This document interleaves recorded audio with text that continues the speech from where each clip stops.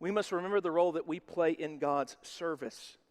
And these are some of the things that we do whenever we are watering and planting the seed of the gospel.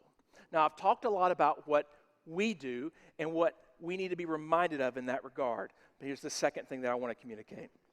We must remember the role that God plays in our service. And this is the most significant point. While we plant and water the seed of the gospel in our children's lives and the lives of those that God has placed in our path, we must recognize that ultimately it is God that makes the seed grow. If the seed grows, God gets the glory, not us.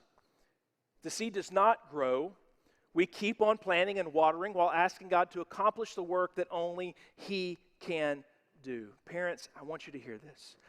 Be patient and prayerful in the work of planting and watering the seed of the gospel. Do not grow weary. There's some of you that are here today or watching online that there was a parenting philosophy that was either taught to you or that you embraced that said, follow these steps. A plus B always equals C. If you do this, your kids will absolutely turn out this way. That's this idea, because that's real clean, right? That sells books, right? You write a parenting book and it's like, yeah, some things are just out of your hand. That's not what people want to hear.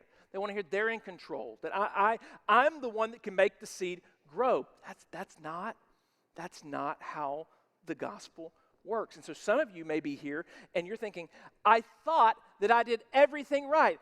I planted the seed. I watered the seed. We were in church every Sunday when the door was open. We did Awana, and we did student, and we did RAs, and we did Trail Life, and we did American Heritage Girls, and we did everything. I made them memorize Bible verses. We went to a private school, homeschool. We were in FCA. We did it all. And then when they were 19, they ran off headlong into the world. And what you do is you take on a mantle of shame.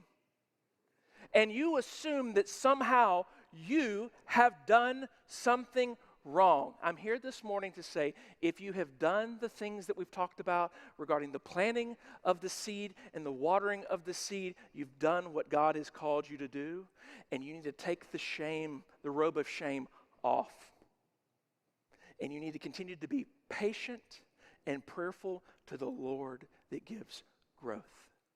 You cannot make the seed grow, but God can. Let God be God.